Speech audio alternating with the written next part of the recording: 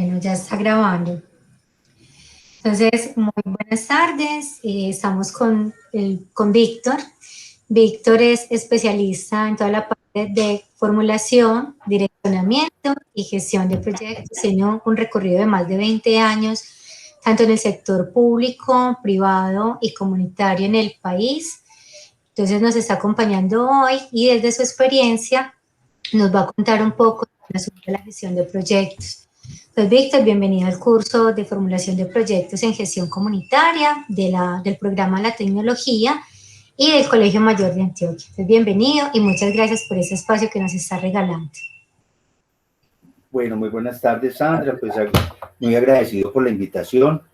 Te cuento que ya he tenido la oportunidad de interactuar con varios estudiantes del Colegio Mayor, sobre todo los chicos de último semestre, del programa de Planeación y Desarrollo Social, donde me han acompañado en varias organizaciones en este tema, sobre todo el tema de gestión para el acceso a recursos a través de proyectos de carácter social y comunitario. Entonces, estoy muy contento de esta invitación y dispuesto a contarles pues todas las experiencias, aciertos y desaciertos, frustraciones y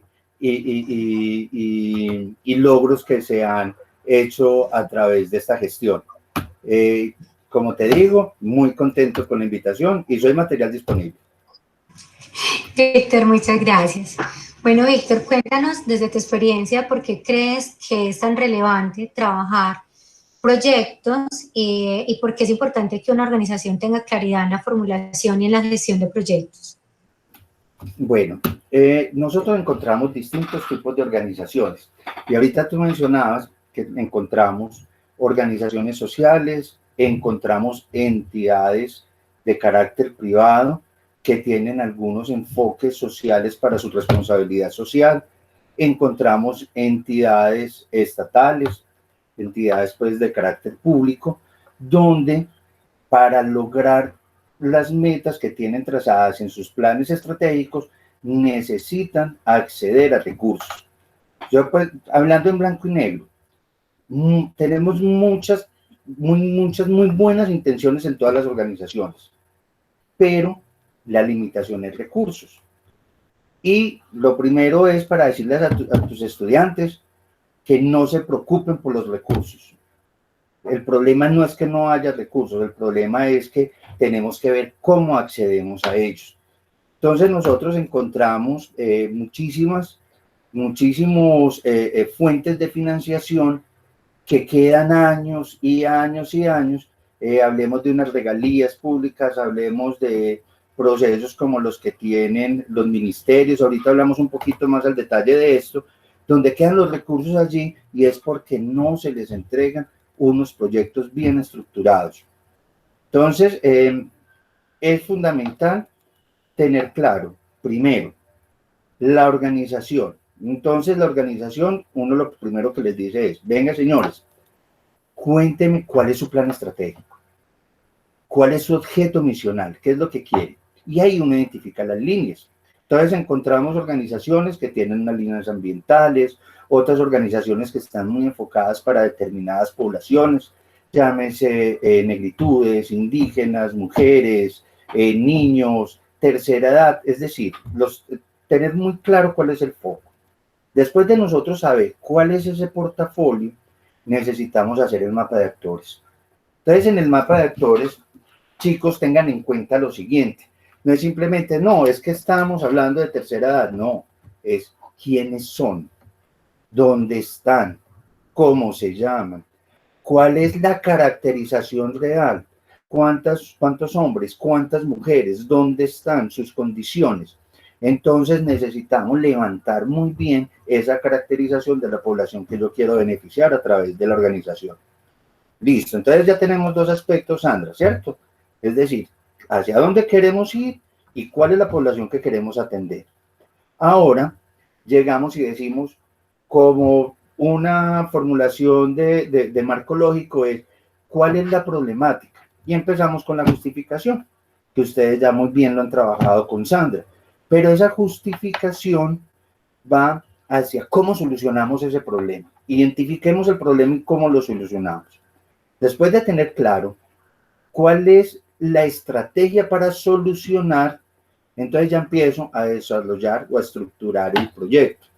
Pero entonces aquí para que tomen nota, aquí les voy a dar una clave. Nosotros buscamos las fuentes de financiación, llámese nacionales o internacionales.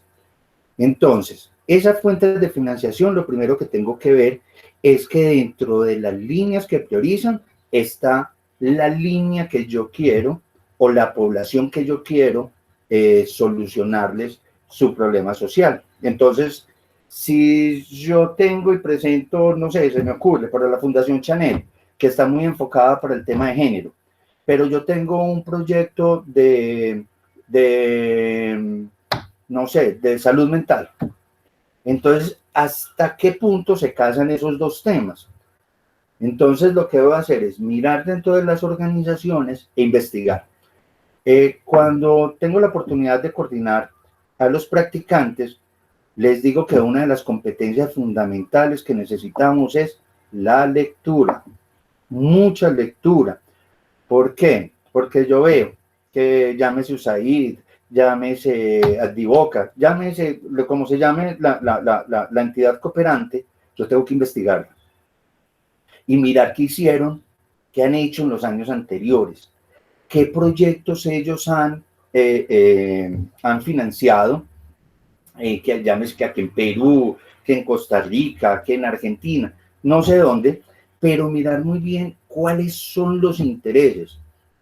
Y ojo con este otro truco, ¿cuál es el lenguaje que a ellos les gusta manejar? Perfecto. Entonces, yo con toda esa lectura ya identifiqué que estamos alineados frente a la población. Ya tengo identificado qué les gusta a ellos financiar. Entonces, el enfoque de la estructura de ese proyecto lo tengo que alinear con esta información. ¿Qué es muy importante? Como les mencioné, como tenemos que tener caracterizado, ellos nos piden indicadores y ser muy claro con los indicadores. ¿Qué indicadores vamos a presentar? ¿Cómo los vamos a atender? Y muy importante, tener muy claro la matriz de riesgos y tener muy claro cuál va a ser la estrategia de sostenibilidad. Normalmente en las estrategias de sostenibilidad que les gusta mucho a los cooperantes, llámese nacionales o internacionales, es que nosotros dejemos capacidades instaladas para que cuando nos vamos, el proyecto no muera y continúe. Entonces, está en formar las personas allí. Si estamos hablando, no sé, se me ocurre, un proyecto de transformación de alimentos para unas asociaciones campesinas de productores de no sé qué producto, entonces nosotros tenemos que decir, bueno, desde lo administrativo ellos qué capacidades tienen que tener, desde lo técnico qué capacidades tienen que tener, desde lo comercial qué capacidades tienen que tener. Y es de forma simultánea dentro del proyecto tenemos que demostrar que en la implementación del mismo vamos a dejar esas capacidades y esa va a ser la estrategia de sostenibilidad. Entonces, pues yo no sé si voy muy rápido, pero la idea es que tratemos al máximo, Sandra, de dedicarle el tiempo a lo que normalmente consideran que es lo más fácil, porque los directores de las organizaciones piensan que ya tienen un proyecto, montaron el proyecto, y ese proyecto hay que presentarlo a todas partes, y no es así. ¿Qué es lo que tenemos que hacer? Es dedicarle el tiempo muy juiciosos a hacer todos esos análisis previos, cosa tal de que cuando lo presentemos nosotros estemos convencidos que sí vamos a generar una transformación positiva en este territorio donde queremos implementar el proyecto, nosotros. Ya cuando lo evalúe, que también eso es otro truco, sentarnos y meternos nosotros en el papel del evaluador, ¿cierto? Porque normalmente en los términos de referencia de cualquier convocatoria te dicen cómo lo van a evaluar. Entonces, ser muy críticos y ser demasiado rigurosos y en esas autoevaluaciones, antes de presentarlo, nosotros nos ponemos en el papel del evaluador y hasta que nosotros no nos sintamos satisfechos, no radicamos ese proyecto. Víctor, tú has tocado elementos muy importantes, ¿cierto? Una identificación clara del problema, una identificación clara de los actores, inclusive cuando estabas hablando de las capacidades instaladas, tener claridad de quiénes van a ser los destinatarios y los beneficiarios, ¿cierto? En quién esperamos ver los resultados y en quiénes esperamos ver el impacto del proyecto, que es uno de los elementos claros que se trabaja bajo metodología de marco lógico y que ahorita las nuevas tendencias de metodologías en elaboración de proyectos se trabaja mucho el asunto del impacto del proyecto como tal, ¿cierto? Esas instalaciones. Y tercero, el asunto del seguimiento a través de los indicadores, que eso pues los estudiantes lo verán más adelante, donde se trabaja toda la parte de seguimiento, de resultado y de impacto como tal, ¿cierto? Que tú les dices una cosa muy bonita, o sea, cómo entonces me vuelvo riguroso con mi misma propuesta, esa capacidad de autocrítica para saber qué elementos tienen débiles y cómo se pueden mejorar y cómo se pueden proyectar. Víctor, desde ahí, ¿qué importancia tiene el equipo de trabajo en esa formulación del proyecto? ¿Qué recomendaciones les haces desde el asunto de la posición del director, de los coordinadores y de los profesionales de trabajo para ese desarrollo del proyecto como tal? Bueno, muy buena pregunta, Sandra, porque, bueno, quiero ser muy asertivo en lo que voy a decir. Resulta que desafortunadamente en muchas entidades, no hablo de la entidad que tú representas, pero en muchas entidades desafortunadamente en la academia les enseñan a los estudiantes el hacer, pero desde el ser hay algunas falencias.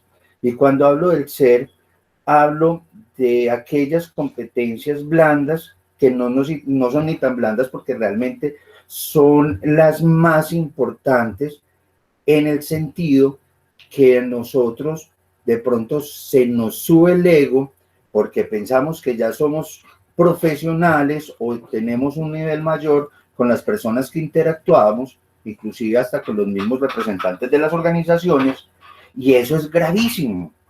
¿Por qué? Porque nosotros tenemos que partir desde el ser y desde los valores. Me explico. El tema de la humildad. Cuando hablamos de humildad, estamos hablando de tener claridad que no me las sé todas. Desde el tema del trabajo en equipo, es respetar los saberes del otro y poner a disposición mis saberes. Desde el tema del servicio, es como desde mis talentos y mis saberes, como los pongo a disposición sin egoísmos para lograr un objetivo. Entonces, lo primero es eso, es uno saber que uno es una pieza clave porque está sumando, pero es una pieza del engranaje como tal. Ahora bien, ya más en concreto de tu pregunta, en los roles es muy importante tener un equipo interdisciplinario. En el equipo interdisciplinario es lo siguiente. Primero, debemos tener como estructuradores, debemos tener todos aquellos profesionales o aquellas personas. Primero, una persona que conozca muy bien el territorio.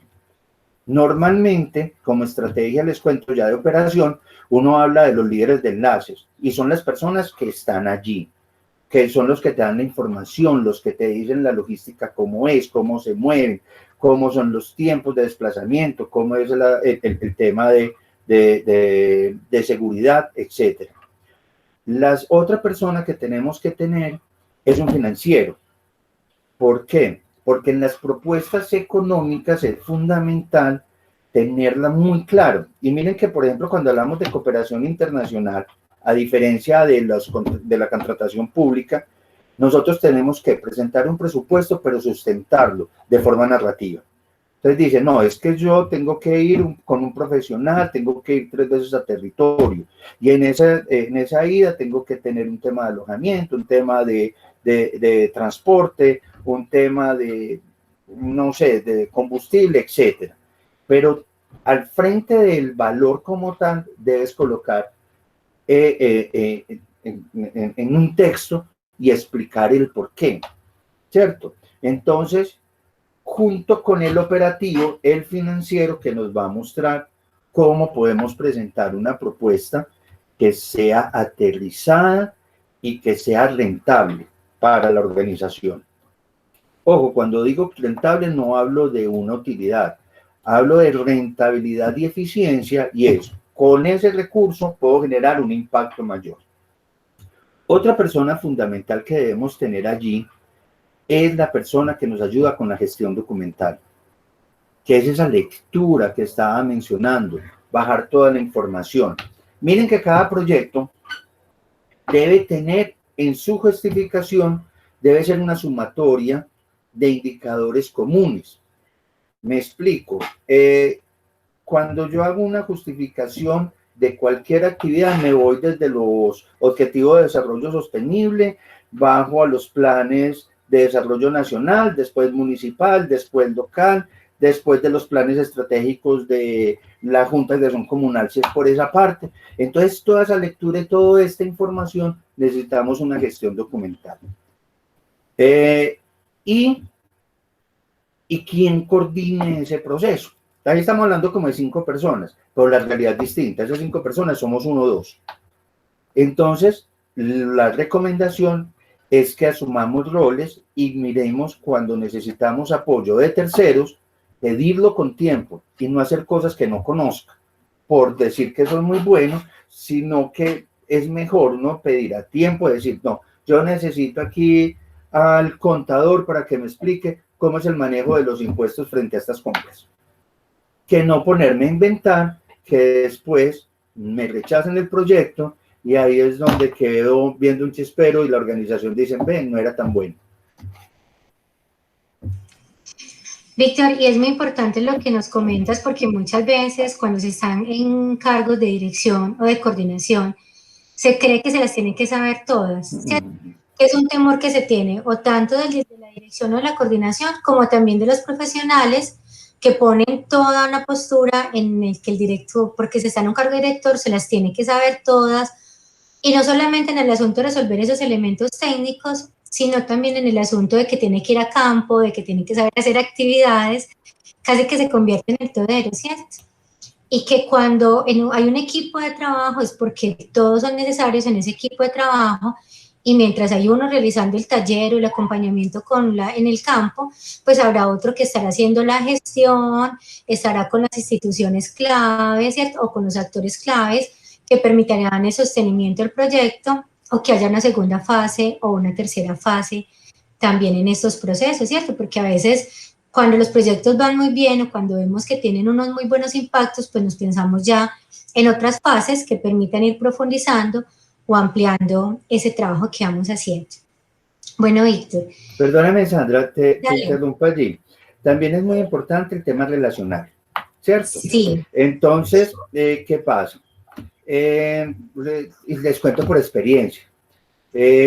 Hace algunos años estuve coordinando un proyecto para, fueron como 72 municipios de 7 departamentos para trabajar con población afrodescendiente. Entonces yo todo pinchado, me prendí la ley 70 de cabo a rabo, eso cogí, dije, bueno, desde el escritorio vamos a hacer esta estrategia, vamos no sé qué.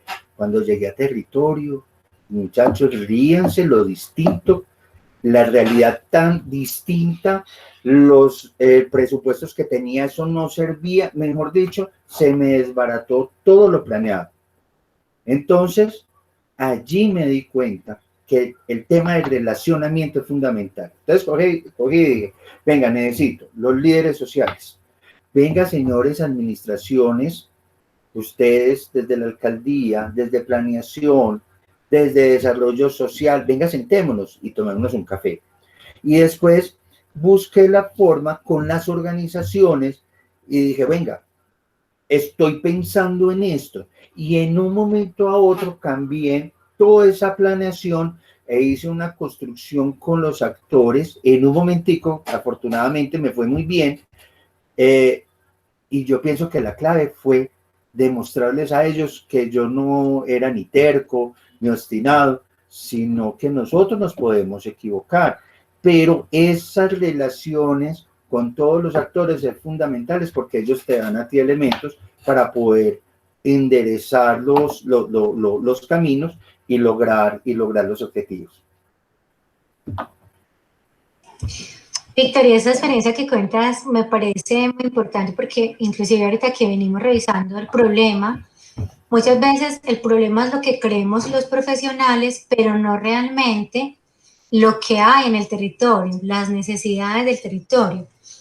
Y hay un asunto, y es que los profesionales debemos ser no solamente buenos lectores de los documentos, sino también de lo que hay en el contexto, para poder definir muy bien qué es lo que vamos a trabajar o qué es lo que vamos a presentar en un proyecto.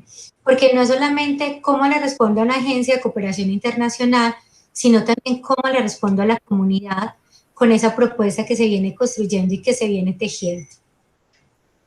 Es verdad, es verdad. Les cuento un cacharro que me pasó. Imagínense que íbamos, eso fue con un proyecto con Mintic, cuando se trabajaban los kioscos Vive Digital, no sé si los conoces, donde poblaciones no mayores a 100 personas montadas en un kiosco donde acercaba pues el tema digital a la población. Entonces, pues un proyecto muy bonito. Y me tocaba hacer la inauguración con ministra Bordo en esa época, en un parque en el Amazonas que se llama Amacuyaca. Entonces, organicé absolutamente todo y tenía presupuestos para hacer esa inauguración. Y resulta que eso fue en diciembre. Entonces resulta que efectivamente organizamos convocatoria, población, pero no había transporte. De Leticia al parque hay 2 horas por el Amazonas. Entonces me conseguí con la policía que me prestaran las lanchas y se logró. Pero entonces, a la hora de justificar, ellos no me podían alquilar las lanchas. Entonces me dijeron, no, hagamos una cosa, tú nos das los combustibles. Yo, claro, no hay ningún problema. Pero los combustibles eran desde el Perú. Entonces, desde lo contable, yo no podía justificar esa gasolina. Entonces, perdón, ese CPM. Entonces les expliqué, no hay ningún problema. Usted va a dotar de los pesebres en el Amazonas, en todos los municipios donde existe un comando de policía. Entonces me encargué a comprar los pesebres, las luces, no sé qué. Ríanse a la hora de justificar esos gastos en muñequitos, en pesebres y cositas. Entonces, ese tipo de cosas nos damos cuenta allá, en terreno, no en el escritorio desde la oficina. Sí, muy guapo con esa experiencia, y que lo bueno es que los compañeros están en su territorio, están acá en Medellín. Así estemos ahorita en la virtualidad, al menos conocen o reconocen o tienen personas que le hablan de cerca sobre las problemáticas, que es muy diferente el Amazonas, aquí en Medellín, en los barrios, en las comunidades, en el territorio en el que estamos, ¿cierto? Que creo que eso es un beneficio muy grande que tienen nuestros estudiantes en esa formulación de proyectos. Perdóname, Sandra, y también independiente a la parte, es muy importante, bueno, con métodos de investigación como es la observación, es tratar de identificar los intereses de todos los actores, porque basados en esos intereses es que nosotros podemos generar las estrategias de cómo interactuamos con ellos y cómo logramos que ellos aporten de una forma positiva para nuestros objetivos dentro del mismo. Así es, Víctor, así es. Bueno, Víctor, te voy a poner un ejemplo. Si una junta de acción comunal que apenas se viene construyendo, que apenas viene haciendo actividades y acciones en su comunidad, quiere presentar un proyecto de niñez o de juventud, ¿cómo puede buscar recursos? ¿Dónde puede tocar? ¿Qué debe tener en cuenta para presentar ese proyecto? Bueno, como les mencionaba al inicio de nuestro encuentro, no se preocupe por el recurso. La plata está ahí. Listo. Cuando hablamos de recursos encontramos recursos de cooperación nacional y recursos de cooperación internacional. Cuando hablamos de cooperación nacional estamos diciendo, bueno, nosotros como Junta de Acción Comunal, nosotros podemos acceder y quien maneja las acciones, el tema comunitario está en cabeza del Ministerio del Interior. Y el Ministerio del Interior tiene varias estrategias para poder financiar a las juntas de acción comunal. Pero también tenemos las alcaldías, y en las alcaldías también está dentro de sus responsabilidades fortalecer las juntas de acción comunal. Entonces, es identificar, cuando hablamos en el ámbito nacional, es identificar qué programas o proyectos tiene desde el ministerio y qué programas y proyectos tienen desde la alcaldía y desde la gobernación para las juntas de acción comunal. Entonces, esto es lo que nosotros llamamos monitoreo de oportunidades, listo, en lo nacional. Y en lo internacional, tengamos claro que hay dos tipos de cooperación internacional. Hay una que es centralizada y la otra descentralizada. Cuando hablamos de centralizada, es la que la agencia de la Presidencia de la República capta los recursos y de la agencia como tal irriga los proyectos para los operadores nacionales. Y en operadores nacionales está un USAID Colombia, un PNUD, un Activoca, y de ahí ellos empiezan a bajarlo a los operadores locales. Pero está el descentralizado y es donde yo recomiendo que nos metamos, que es donde yo busco desde las organizaciones sociales internacionales, donde puedo interactuar directamente con ellos. Un Coca-Cola, un Chanel, las embajadas, coger las embajadas y en las embajadas es un tema de estar monitoreando desde el internet y encontrar muchas oportunidades. Entonces, primer paso, tener ese monitoreo de oportunidades. Segundo paso, en las juntas de acción comunales, si vemos estos fenómenos en las juntas de acción comunales urbanas, ahora en las rurales, imagínense, encontramos algunas dificultades. Uno es que no hay gestión documental. Uno les dice, vení, mostrame la personería jurídica. Eso la tenía el presidente anterior. ¿Y quién es el presidente? No, don José. Don José, ¿dónde tiene la personería? Eso me lo guardó la hija. Listo. Bueno, segundo, don José, ¿dónde están las actas de constitución? ¿Dónde están los miembros activos? ¿Cuáles son los activos? ¿Cuáles son los inactivos? Entonces el problema de gestión documental es fuerte y hay que ayudarles allí. Lo tercero, hay una dificultad de renovación de liderazgos. Entonces, resulta que las juntas de acción comunal desafortunadamente son muy apetecidas para las estrategias electorales, por llamarlo de una forma como elegante, pero utilizan a las juntas de acción comunales para hacer campañas. Entonces, en esos momentos sí actúan, el resto no actúan, y actúan porque consideran que reciben algunos ingresos por el tema de gestión electoral. Y el otro que también es muy grave es la falta de formalización. Entonces nosotros atacando estos 4 elementos de forma positiva, lo que logramos es que sean autosostenibles y que las juntas de acción comunal, por su estructura, recuerden que una junta de acción comunal tienen un comité empresarial, tienen un tema de salud, tienen un tema de niñez, tienen un tema también de generación de ingresos. Entonces, estos comités, si los ponemos a trabajar y a conversar entre ellos, y ya teniendo identificado cuál es la oportunidad, logramos presentar el proyecto. Y como ya tenemos la documentación a la mano, porque los ayudamos con la gestión documental, es muy fácil acceder a los recursos. Les cuento a modo de anécdota. El año pasado, en plena pandemia, tuve la oportunidad de acompañar el fortalecimiento de juntas de acciones comunales rurales del norte de Antioquia. Ya estuvimos San José de la Montaña, Yarumal, San Andrés de Cuerquia, Llanos de Cuibá, y estas juntas de acción comunales encontramos esto, por eso lo estoy diciendo con toda la certeza, encontramos el diagnóstico fue tal cual como lo estoy mencionando. Entonces les ayudamos a que se organizaran y a fortalecer los nuevos liderazgos.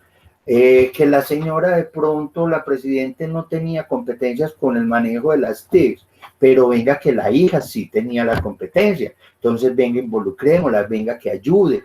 Entonces logramos algo espectacular y fue que ellos aprendieran a hacer derechos de petición y carreteras, un tema de una iglesia que se le estaba cayendo, la escuelita que se le estaba cayendo, a través de únicamente aprendiendo a hacer los derechos, la solicitud de estos derechos, lograron en menos de 6 meses que les arreglaran la iglesia, la escuela y la carretera.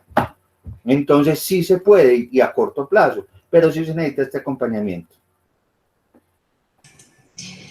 Víctor, gracias. Y creo que es importante esa anécdota que tú les cuentas, porque tenemos que tener claro que la formulación de proyectos, o cuando hablamos de proyectos, precisamente es para dignificar las condiciones de vida de las poblaciones, ¿cierto? Independiente de esos intereses que tengan las organizaciones, es niñez, juventud, mujer, de naturaleza, pero es mejorar esas condiciones de vida, ¿cierto? Que a eso es a lo que le apostamos, y por eso nuestro país maneja mucho desde el asunto de la planificación, lo que tú decías, desde un plan estratégico. En el país también tenemos unos planes, un plan de desarrollo, y desde ahí vamos gestionando y vamos organizando el territorio, porque al final hacemos es organizar el territorio. Víctor, no sé si quieras hacerles a los estudiantes alguna recomendación final, algún texto, algo que les va a permitir en este camino de la formulación y de la gestión de proyectos. Bueno, como consejo, lo primero es que cuando ustedes llegan a una organización, la recomendación es que apliquen la operación esponja. Es decir, van a absorber absolutamente toda la información. Escuchen, conozcan, y que cuando terminen de conocer ustedes la organización o la entidad que ustedes lleguen, ustedes digan, son buenos para eso. Listo, para estas, una cosa, dos cosas, tres cosas, son buenos para eso. Basados en ese conocimiento, en lo que sabemos que somos buenos, ahí ya podemos desarrollar todo lo que hemos mencionado en esta charla, Sandra, teniendo muy en cuenta que al final del ejercicio lo que nosotros estamos haciendo es un impacto en personas como tú y como yo, donde estamos mejorando la calidad de vida, donde estamos dignificando a este ser humano, y no hay nada más gratificante. Yo puedo decirlo, con todas estas canas y todo este tiempo que llevo en estos procesos, que me siento muy orgulloso, porque he tenido la oportunidad de impactar a muchas personas que no me han olvidado, que todavía me tienen allí en el corazón, porque lo hice de manera desinteresada y sé que dejé una huella, que cuando me vaya va a quedar esta huella. Y yo creo que para eso estamos estudiando este tipo de programas, Sandra. Bueno, Víctor, muchísimas gracias por este espacio, por todas estas experiencias que nos cuentas, que sé que son de mucha, que les va a servir mucho a los estudiantes, les va a servir mucho a los estudiantes en el proceso de aprendizaje, no solamente académico, sino también en su vida profesional. Y bueno, desearte muchos éxitos con todos los proyectos que vienes jalonando en la parte educativa, en la parte social y en la parte comunitaria. Te agradezco mucho. No, a ti por la invitación, un abrazo para todos. Bueno, voy a terminar aquí de apagar la grabación.